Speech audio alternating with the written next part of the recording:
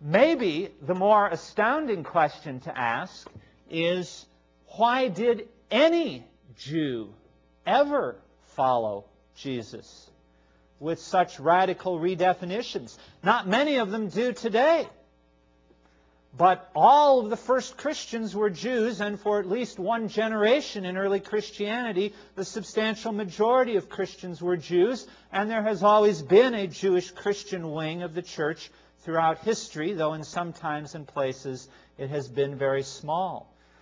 Maybe the amazing thing is not that Jesus was put to death in his environment, but that anybody out of a Jewish milieu followed him at all. How could they have? And here, I think, is an untapped argument that Christians and non-Christians alike have not, I think, wrestled much with.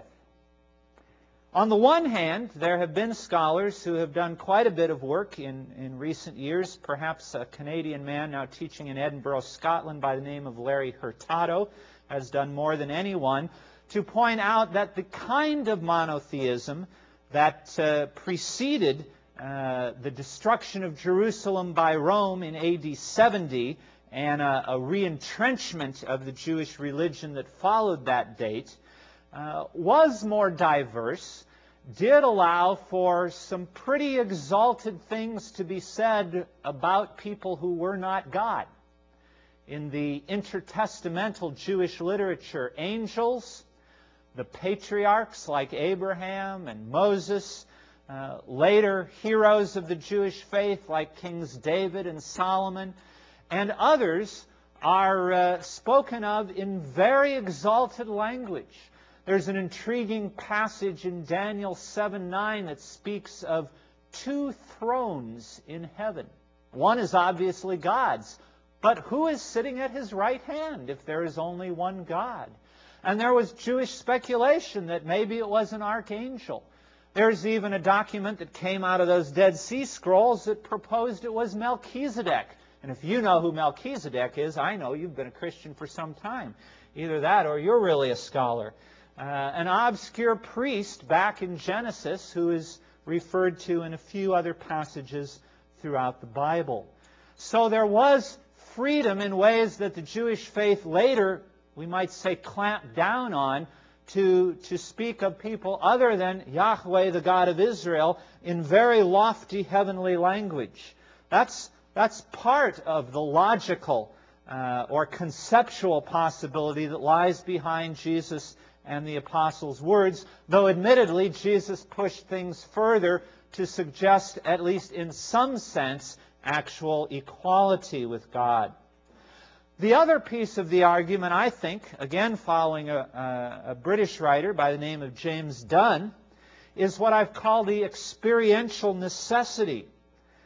These Jews, initially 12 disciples, then large crowds, then many of the crowds fell away, but immediately after the account of his resurrection, we read of 120, and the Apostle Paul talks about a larger group of 500 who were witnesses. Early in the book of Acts, the numbers are up into the thousands of Jews in the Jerusalem area alone who have become followers of this new movement.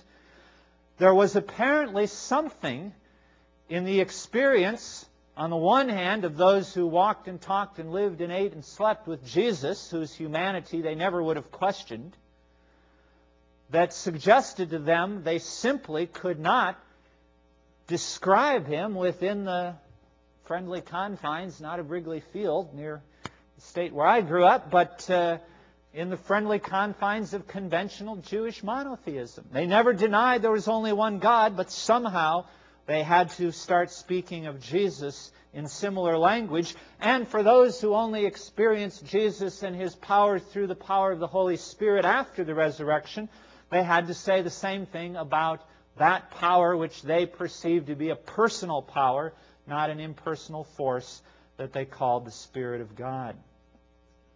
So, what to conclude, since my watch says it's time? C.S. Lewis, the famous British writer, professor of English literature, Christian apologist of a generation ago, made very famous an argument for Christianity which was popularized in this country by a well-known lifelong member of Campus Crusade, which some of you are part of, Josh McDowell. And the way Lewis posed what McDowell called a trilemma, which is a dilemma plus one, went something like this. I'm trying here to prevent anyone saying the really foolish thing that people often say about him, that is Jesus. Namely, I'm ready to accept Jesus as a great moral teacher, but I don't accept his claim to be God. Unquote. That's the one thing, Lewis writes, we must not say. A man who is merely a man and said the sort of things Jesus said would not be a great moral teacher. He would be either a lunatic on a level with the man who says he's a poached egg, or else he would be the devil of hell. You must make your choice. Either this man was and is the Son of God, or else a madman or something worse. You can shut him up for a fool. You can spit at him and kill him as a demon. Or you can fall at his feet and call him Lord and God. But let us not come, still Lewis's words, they may sound a little harsh in our modern age of tolerance, but let us not come with any patronizing nonsense about his being a great human teacher. He has not left that open to us. He did not intend to.